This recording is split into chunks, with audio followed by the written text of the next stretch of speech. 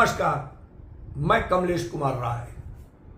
वाराणसी प्रधानमंत्री नरेंद्र मोदी का संसदीय क्षेत्र होने के बावजूद जिस ढंग से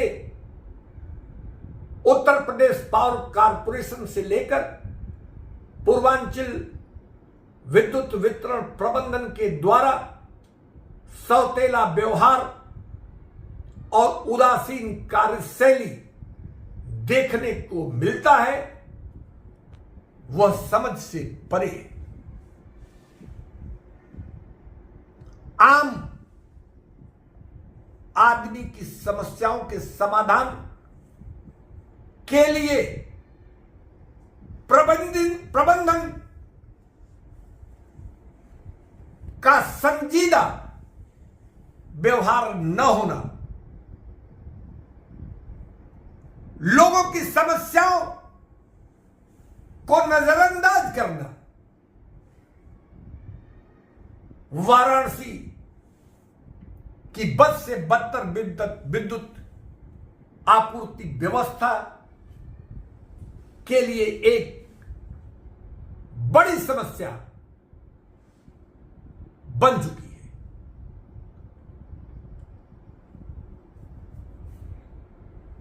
जीरो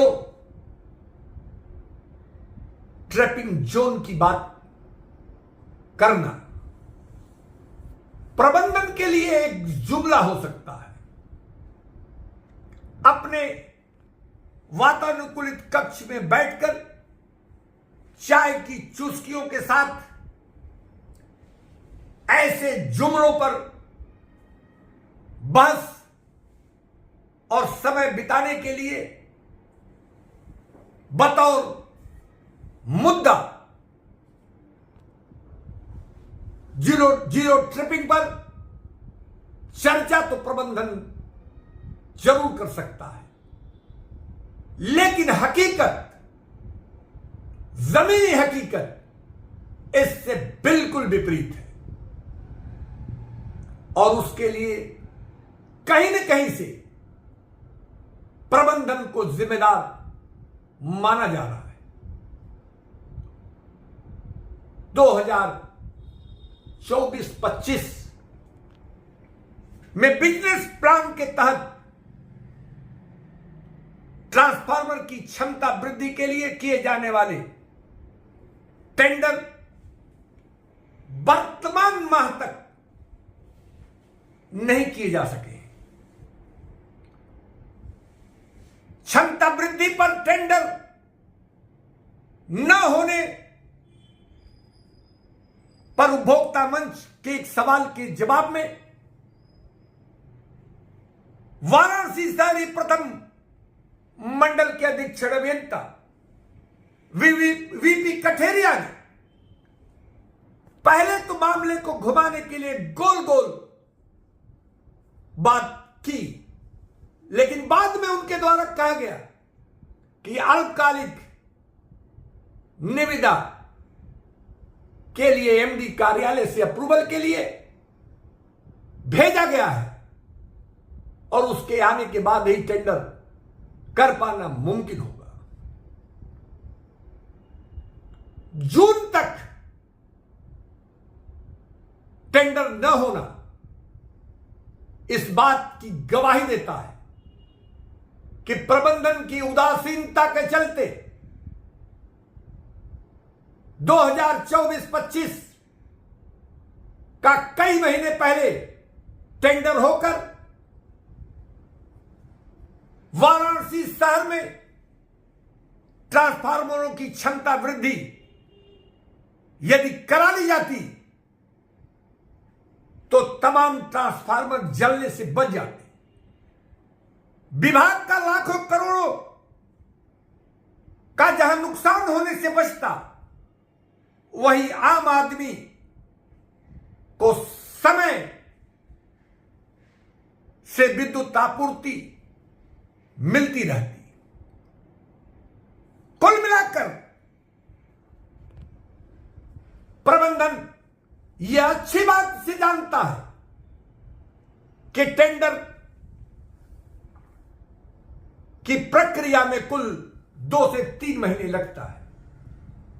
यानी आने वाले दिनों में किसी भी स्थिति में अगस्त सितंबर से पहले क्षमता वृद्धि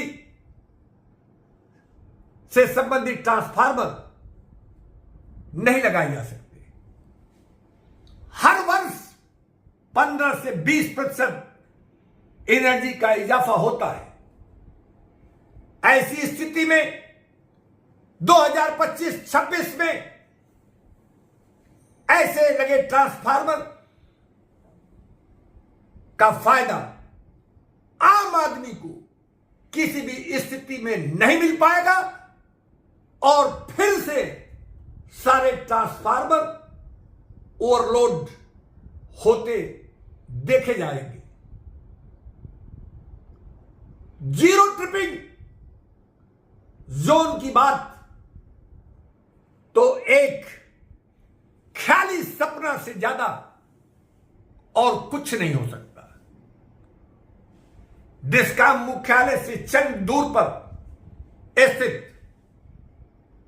सारी चतुर्थ खंड से संबंधित नड़िया सब स्टेशन के यदि लार्जशीट मंगाकर एमडीआरडीए डायरेक्टर टेक्निकल के द्वारा जांच करा ली जाए तो पता लग जाएगा कि एक एक दिन में कितनी बार ट्रिपिंग होती है, कितनी बार विद्युत आपूर्ति बाधित होती है। यह सिर्फ चतुर्थ के नड़िया से जुड़ा सवाल नहीं है। नड़िया से लेकर नगवा कबीर नगर सहित सारी चतुर्थ खंड से संबंधित 5 और सब स्टेशनों में इसी तरीके की ट्रिपिंग पूरे दिन होती देखी जाती है।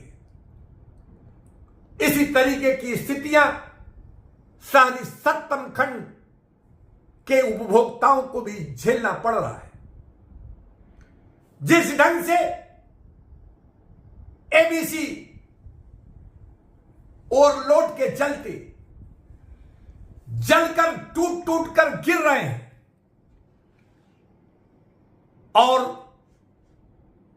बस बार की रिपेयरिंग न होने की वजह से एबीसी को डायरेक्ट जोड़ा जा रहा है और जिसके नतीजे के तौर पर ट्रांसफार्मर जल रहे हैं। एबीसी शॉर्ट हो रहा है, ट्रांसफार्मर फूक रहे हैं। जानकारों का मानना है कि यदि समय रहते संबंधित ट्रांसफार्मरों की अनबैलेंसिंग को ठीक रखा जाए, ओवरलोडिंग होने से ट्रांसफार्मर को बचाया जाए, उसमें आयल समय से ऊपर उसमें टॉप अप भरे जाए, यदि मुस्तैदी से मेंटेनेंस ट्रांसफार्मरों की जाती रहे तो ट्रांसफार्मर जलने से बचाया जा सकता है। लेकिन प्रबंधन